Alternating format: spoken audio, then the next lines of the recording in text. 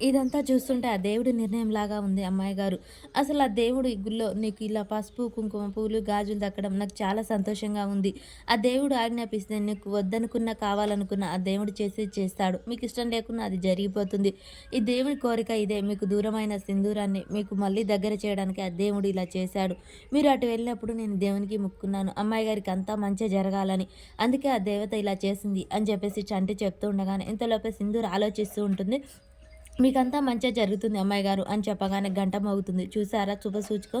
ఆ దేవుడు అన్నీ జరగడానికే ఇలా జరుగుతుంది గుళ్ళో.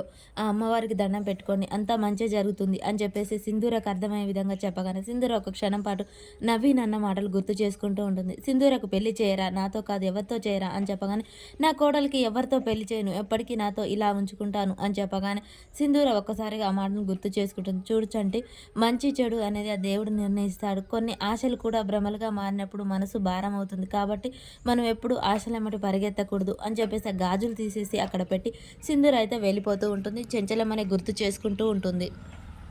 చెంచలమ్మ తన పెళ్లికి ఒప్పుకోదని తెలుసుకున్న సింధూరం మళ్ళీ తన ఆశని చంపేసుకొని గాజులు దేవుని దగ్గర పెట్టి వెళ్ళిపోతూ ఉంటుంది. ఇదేంటి అమ్మాయి గారు ఇలా చేశారు?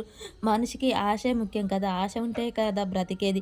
అలాంటిది అమ్మాయి గారి మనసులో ఆశ అనేది చనిపోకుండా చూడు స్వామి అని చెప్పేసి చంటి దండం పెట్టుకుంటూ ఉంటాడు.